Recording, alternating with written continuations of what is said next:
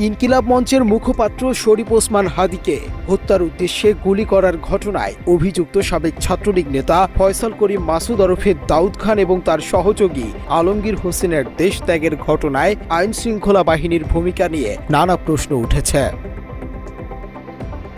ঘটনার পরপরই রাজধানীতে একাধিক অভিযান চালানো হলেও অভিযুক্তরা নির্বিঘ্নে ঢাকা ছাড়িয়ে ময়মনসিংহ হয়ে হালুয়াঘাট সীমান্ত পাড়ি দিয়ে ভারতে পালিয়ে যেতে সক্ষম হয় এমন তথ্য প্রকাশ্যে আসার পর পুলিশের কার্যক্রম নিয়ে সন্দেহ আরও জোরালো হয়েছে। তদন্ত সংশ্লিষ্ট সূত্র জানিয়েছে, হামলার পর অভিযুক্তদের ডিজিটাল ডিভাইস সচল ছিল এবং সেগুলো ট্র্যাক করা হচ্ছিল।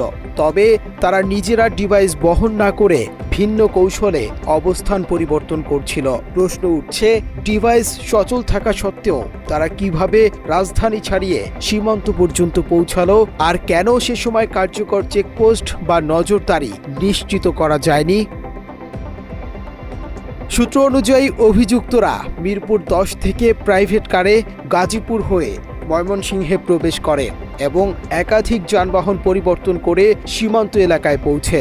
সীমান্তবর্তী হালুয়াঘাট একটি স্পর্শকাতর এলাকা হলেও সেখানে তাদের আটকানো সম্ভব হয়নি। সীমান্তে স্থানীয় সহযোগিতার মাধ্যমে মোটরসাইকেলে পার করে দেওয়ার বিষয়টি জানা গেলেও এতগুলো ধাপ অতিক্রমের পরও আগাম কোনো প্রতিরোধ না হওয়া নিয়েও প্রশ্ন উঠেছে। ভারতে প্রবেশের পরপরই অভিযুক্ত ফয়সাল করিম মাসুদ একটি ভারতীয় মোবাইল নম্বর ব্যবহার করছেন বলে জানা গেছে। এরই মধ্যে ভারতের আসাম রাজ্যের গুয়াহাটিতে তোলা অভিযুক্তের একটি সেলফি সামাজিক যোগাযোগ মাধ্যমে ছড়িয়ে পড়েছে। ছবিটি ইন্টারসেপ্টেড যোগাযোগ মাধ্যমে পাওয়া গেছে বলে জানানো হয়। এত স্পষ্ট লোকেশন ও ভিজুয়াল প্রমাণ থাকার পরও এখনও অভিযুক্তদের গ্রেপ্তারের কোনো আনুষ্ঠানিক অগ্রগতি না থাকা জনমনে সন্দেহ বাড়িয়েছে।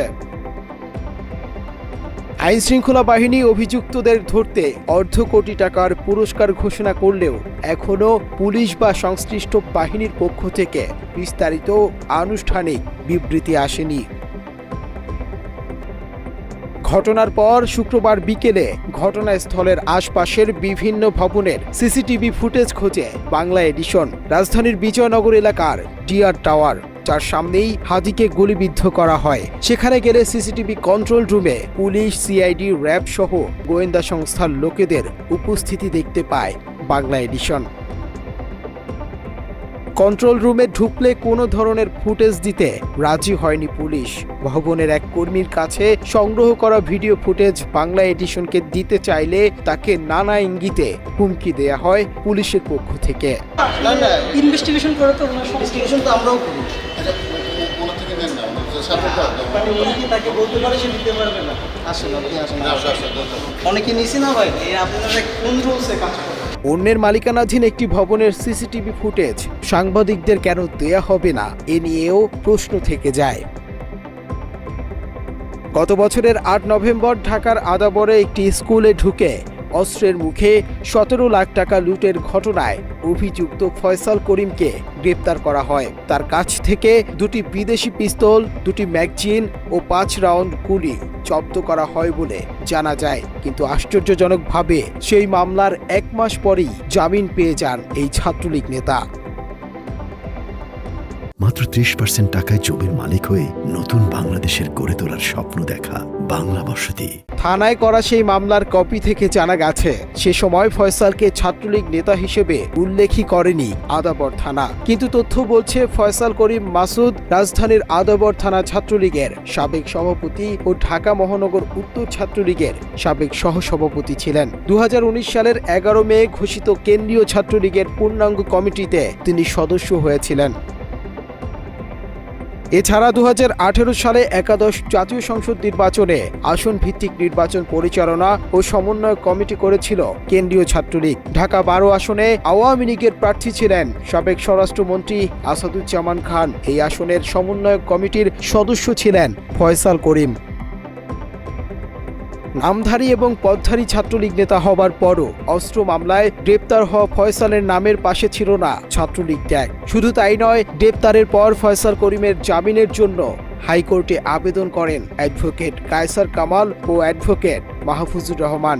চলতি বছরের 16 ফেব্রুয়ারি বিচারপতি মোহাম্মদ আলী ও বিচারপতি এস.কে তাহসিন আলীর বেঞ্চ তাকে 6 মাসের জামিন দেন। আদালতের নথি অনুযায়ী ওই দিন আদেশ দেওয়ার পর আনুষঙ্গিক প্রক্রিয়া শেষে মাত্র 3 দিনের ব্যবধানে 19 ফেব্রুয়ারি আদেশটি সুপ্রিম কোর্টের ওয়েবসাইটে প্রকাশিত হয়। সাধারণত আদেশ প্রস্তুত আপলোডের সময় লাগলেও এই ক্ষেত্রে প্রক্রিয়াটি তুলনামূলকভাবে দ্রুত সম্পন্ন হয়েছে বলে নথিতে দেখা যায়।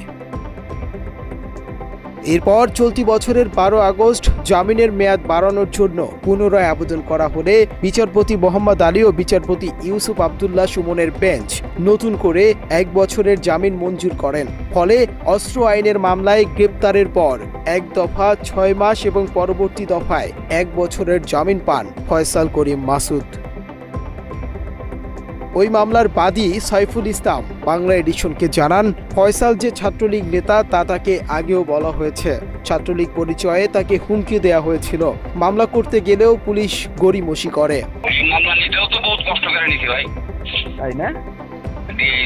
ডিআইজি রে ফোন দিতে দিচ্ছে, অমুকরা ফোন দিতে দিচ্ছে, কমিশন ডিআইজি আবার গিয়ে ফোন দিচ্ছে ওই আপনার কমিশনার না ডিসি, সে আবার ডিসি রে ফোন দিয়েছে, এবার তদন্ত করতে গেছে, তদন্ত করার পরে তারপরও ওসি নেবে না।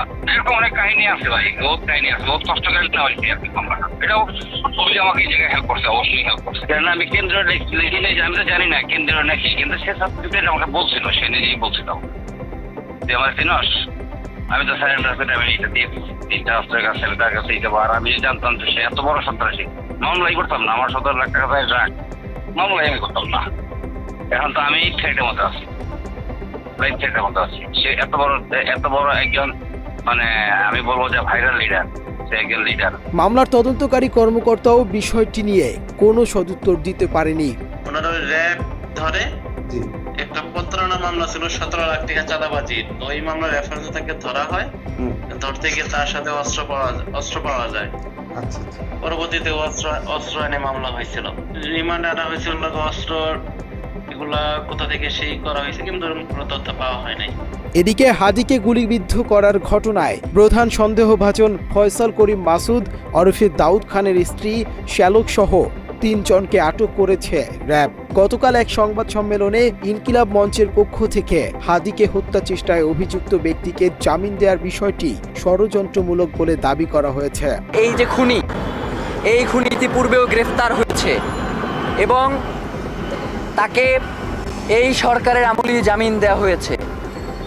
আমরা তো মনে করি যে তার এই জামিন ওসমান হাদিদের মতো যারা জুলাইয়ের কণ্ঠস্বর, যারা বাংলাদেশের স্বাধীনতা সার্বভৌমত্বকে ভালোবাসে, যারা বাংলাদেশের স্বাধীনতা সার্বভৌমত্বকে টিকিয়ে রাখার জন্য লড়াই করছে, তাদেরকে আসলে মেরে ফেলার জন্যই এদেরকে বের করা হয়েছে। ইনকিলাব মঞ্চ বলছে, ওসমান হাদির গুলিবিদ্ধ হওয়ার ঘটনায় বাংলাদেশের গোয়েন্দা সংস্থাগুলো অসহযোগিতা করছে।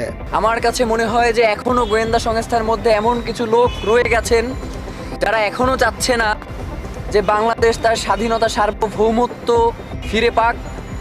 দীর্ঘ 17 বছরে বাংলাদেশের স্বাধীনতা সার্বভৌমত্ব যেভাবে দিল্লির কাছে মাথা নত করেছিল, তারা এখনো সেই প্রচেষ্টা চালিয়ে যাচ্ছে।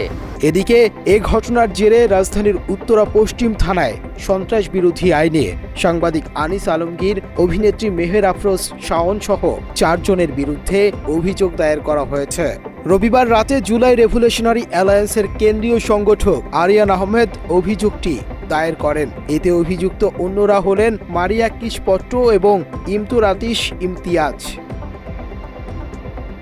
অভিযোগ সূত্রে জানা যায় 2024 সালের জুলাই মাসে বৈষম্য বিরোধী ছাত্র আন্দোলনে শেখ হাসিনা পালিয়ে গেলেও তার অনুসারীরা বিভিন্ন কৌশলে ঘাপটি মেরে দেশে অবস্থান করে দেশের স্থিতিশীলতা ও অবকাঠামোকে ধ্বংস করার লক্ষ্যে রাষ্ট্রবিরোধী অপরাধ সংগঠনের ষড়যন্ত্র করে আসছে। বিবাদীরা 2024 সালের 5 আগস্টের পর থেকে সোশ্যাল মিডিয়া সহ বিভিন্ন টেলিভিশনের টকশোতে বসে নিষিদ্ধ সংগঠনকে ফিরিয়ে আনার প্রোপাগান্ডা চালাচ্ছে, যার মাধ্যমে তারা আওয়ামী লীগকে পুনর্বাসনের পায়তারা করে আসছে।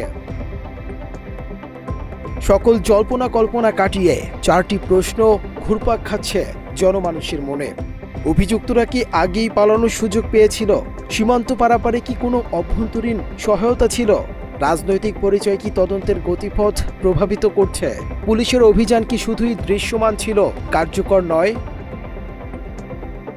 গুরুতর অবস্থায় শরীফ ওসমান হাদিকে উন্নত চিকিৎসার জন্য নেওয়া হয়েছে সিঙ্গাপুরে। এদিকে হাদির ওপর হামলাকারীদের দ্রুত আইনের আওতায় নিয়ে আসতে দেশের বিভিন্ন জায়গায় বিক্ষোভ হয়েছে। ডাকসুর ভিপি সাদিক কায়েমের নেতৃত্বে স্বরাষ্ট্র উপদেষ্টার কার্যালয় ঘেরাও দেওয়া হয়েছে।